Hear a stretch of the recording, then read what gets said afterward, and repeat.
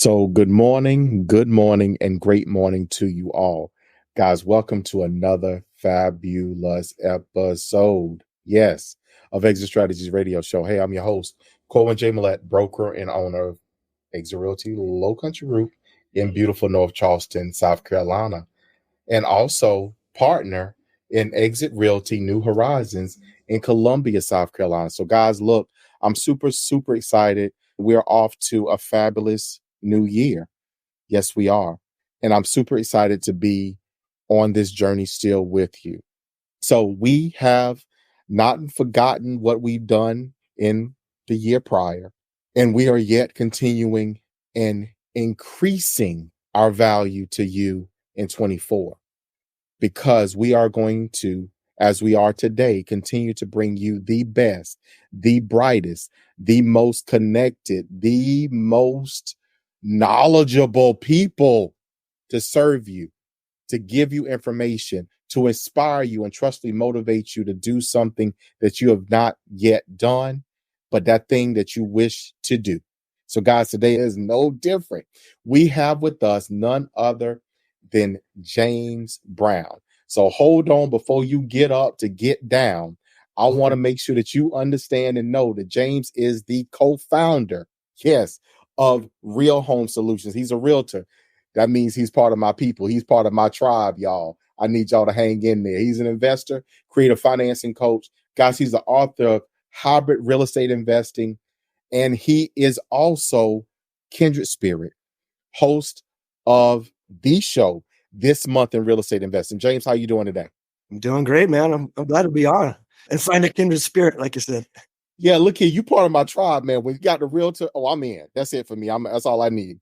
So, James, tell listeners high level about you, who you are, and what it is that you do. Boy, we could go deep on that.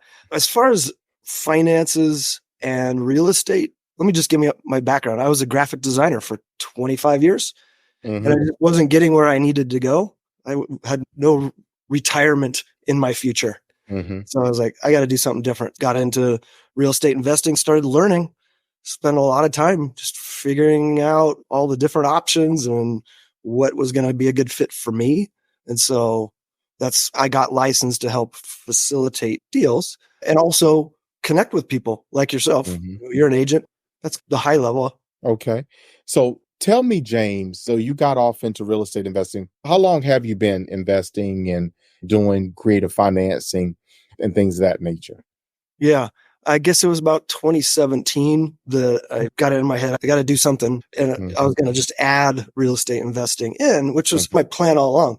I bought a house with my brother and an ex, and then my own house in 2006. I bought my own house, and I was going to leverage that, the equity that I was going to build in that, to buy real estate investments.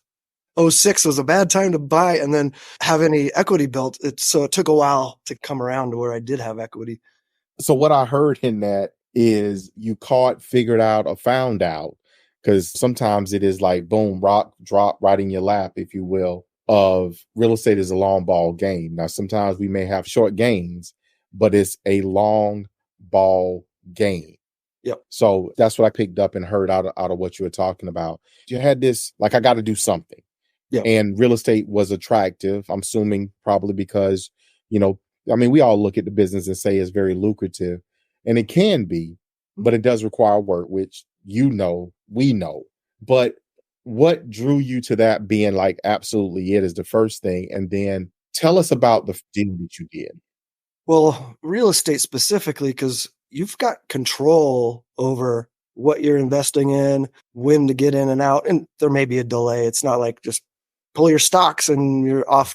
You're good. It's not real liquid, but it's like you said, it's a long game. So the second part of that question is, what was your first deals? What type of property and how did it go? And what did you learn? Because I know there's something good in there, what you learned. Oh, yeah. Every deal's different. And, I always learn something. When I first started learning about real estate, I was like most people, like, oh, you go buy a rental property, single family home, right? That's what most people think. And that's what I thought. Or do like my dad, he suggested, I think I might have been in high school or first year in college. You should go buy a duplex and live in one side. Great idea. I didn't do that, but I did buy a house with my brother and went from there. And then I started going online in 2017. We had a lot of stuff online, free education. I was checking out like, what are all the other ways to invest? Like you and I talked before the show started, like multifamily investing, self-storage, things like that. And I joined a multifamily mastermind to really get my head around that model, both on the operator side and the passive investor side, because that's totally separate things. For your audience, that may be, I'm sure you've talked about it before. If you've got a busy job and family, being a passive investor might be a good fit. For me, I was like, I got the bug for one. I was like, this is cool and exciting. And eventually I'm like, my graphics business was waning and I was like, I'm going all in. Let's do this. And so I've had many panic moments where I'm like, what am I doing? It's not easy being a full-time investor. But so then kind of along the way, and my business partner, Toby, is really good at researching different markets. Where we landed, at least initially, was rent to own. It's cool because we're helping people become homeowners. We work with individual investors that want to be passive, but want to own real estate. So we're helping investors make money as well. Everybody's happy. And we're facilitating, putting the deals together. Our first deal, to get back to your question, was our investor. We partnered with my mentor in Minnesota, Jesse Mills. He had a buyer that wanted to rent to own. The buyer had a real estate agent that didn't have a full 2 years income agent. He picked out a duplex. Our investor bought the duplex and he lived in one side. And then it was less than a year and a half, I think, he was able to get a loan and buy that and buy a single family home for him to live in. So he turned that duplex into 2 rentals. It was cool. And he walked in because of the period in the market. He walked into a lot of equity. Our investors was still good. Ended up with, I think, 60 grand equity that he was able to go do whatever with. So a lot of people miss that this thing is always, for an investor and for the investor mindset, it is always just about the numbers. There's no personal feelings, and it's sometimes not about getting all the money. It's about getting the right amount of money. Like you said, in that situation, that buyer, they brought the deal together. The investor made some money and they still had the buyer position. So the buyer actually made money as well. And everybody wins and everybody moves on to the next thing and continues to go. So there's a lot of times that people miss that. So you're an author, wrote a book, Hybrid Real Estate Investing. Tell us about that book. One, what inspired it? And number two, what is a key point that you hope that listeners or readers will get from that book? Well, it's basically about our model with rent to own. And I do want to point out, I thought this was all going to be about numbers and just being a cold businessman when I got into real estate investing. And it's not. I mean, it's a people business. It takes a team to do it. And with rent to own, we're helping people become homeowners. That's really fulfilling for me. They're really grateful. And for our investors, cool thing about rent to own is you've got somebody that's got a owner's mindset. Renters typically, they don't care about the property. They might be good people and not punch holes in the wall or leave in the middle of the night. But when they have the intention of buying and they've got some money paid up front, they're a much different person living in that home. So we like that. Our investors like that. Every investor I talk to, whether they're brand new or they're far down the road, they've done a lot of investments. Safety and security are the key. They don't want to lose their money, right? This model is really set up for that. And so that's what the book's basically about, just the mechanics of it and the reasons why we like the rent to own model over other investments. Not to say we don't like other ones. Like we raise money for multifamily investments, self-storage, things like that, syndications. We like those as long as we're partnering with an operator that knows what they're doing. That's very fair. Very fair. So what I heard in that, James, is you guys identified a model that you could work to perfect for your use. It works. You can get your numbers together. You can calculate the investment and understand the return within a reasonably short amount of time. And in turn, you now have the better tenant, which is a tenant that wants to own it. So they're going to take better care of it on the front end, Yep. which is a different animal because, we completely understand that being in the industry and being in the business, sometimes your tenant just really doesn't have any concern for your property whatsoever. I mean, personally, I've just had a tenant that unfortunately we had to remove from my property, and in turn, they trashed it. And now I got to send somebody in and they got to pull all the flooring and stuff out of it because they completely trashed the entire house. And those things happen. They do. They left debris everywhere. I'm sending someone in now again to trash it out and take carpets and all that stuff out because I'm going to have to replace all that stuff in it. And in turn, if they had an investment, some ownership, if you will, some skin in the game, then the outcome possibly could have or would have been different because now it's not somebody else's house, it's their house. And in turn, they feel they have different emotion or whatever that is attached to it. So you have also contributed to other guides and other books and things of that nature. You are a thought provoker, you're a leader in the realm and space of real estate investing and such. So James, again, we really appreciate your time on the show today. What do you, if you had to say to someone, hey, you know what, you should do this and this is why you should do this, what would those two things be? What should they do and why should they do it? Well, I have to approach it like I'm a doctor, right? And ask questions and figure out what their goals are and what they've got to work with. If they've got $10,000 to invest, well, that's limiting. So maybe they do a crowdfunding kind of thing. It's time and money, right? If somebody doesn't have the time to learn this business and focus on one specific model, that's where maybe it makes sense for them to be a passive investor. Those are the questions I have to ask people, and they have to start asking themselves, like, what realistically, how much time do I have? How much effort do I want to put into this? How much money do I have as I get going, right? Okay. I know that your base is, or clients tend to be busier professionals. Those are the ones because they don't have time for this. They have their niche, what they do, what they specialize in, or what have you. That's what makes the money. They got it down to, I literally just repeated this earlier today. Anything that you do repetitively, you should have a system or process for it. So they legitimately have their entire everything they do professionally or work wise down to this. And all they need to do is manage that. So coming outside of that requires a completely different skill set, and you've already mastered it. So it just makes sense that they would say, well, hey, you've mastered this already. I'm going to keep doing this. Here, take this and do whatever it is that you need to do. So you work for a number of investors that are really more passive investors that invest in projects that you identify and things of that nature. Am I correct? Yeah, that's my main thing. If somebody wants to be active, I can help steer them different directions. If I was in my 20s, and I wish I would have understood nomad investing, at least that's some people call it that, where you buy a home, owner occupied, low interest rate, low amount down. When you're able to buy another one, you move into the next one, turn that first one, just keep it. Your loan doesn't change. It's still a low interest rate and you had that low amount down. If that's all somebody does and they start doing that when they're in their 20s and don't mind living with other people, it'll be just fine. They won't even have to do any other investing.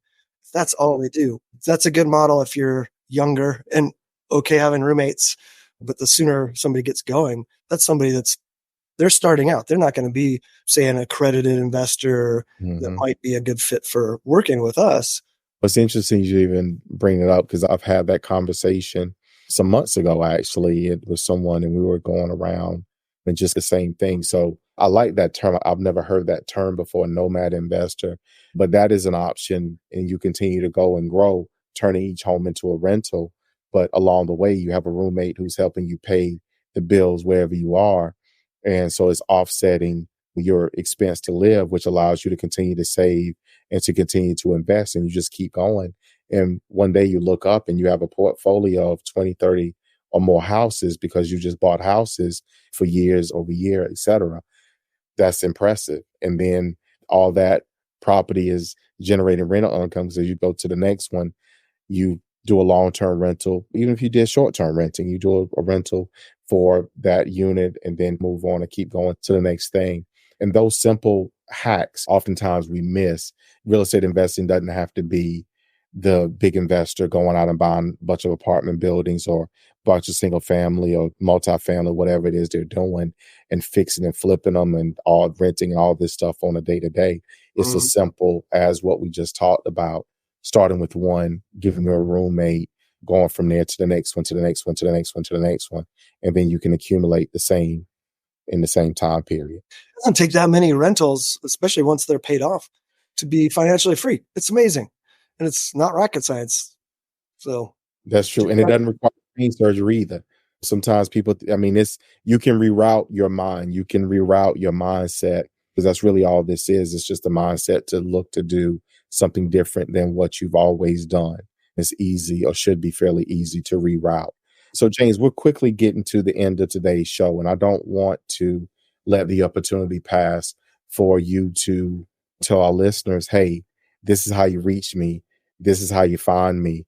So if you don't mind, share your contact with our listeners so they can be sure to reach out to you and ask any questions they may have, and perhaps figure out how they may be able to work with you in the future. Yeah, they can go to Linktree, linktr.ee/partner with James Brown. I've got a bunch of different links on there. And if they're just looking at investing to see if we're a fit, they can go to hybridinvestor.vip. And if that doesn't pop up, put the www in there. I don't know why sometimes that doesn't pop up.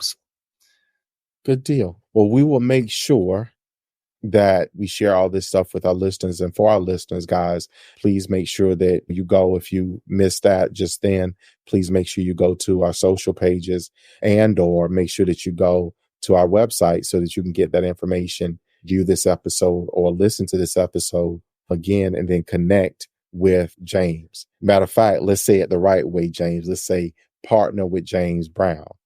So you guys, please make sure that you do that. So James, I want to thank you again for taking time out of your very busy schedule, I know, to be here on the show with us today.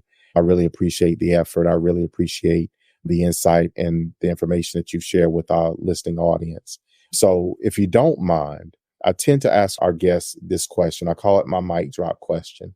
And it is that 50,000 foot 2020 view, 360 degrees. So basically, if you could look back over your life up until this point at the highest level, with the broadest view, with the most clear eyes, knowing what you know now, if you had something to go back and do either differently or do sooner, what would it have been?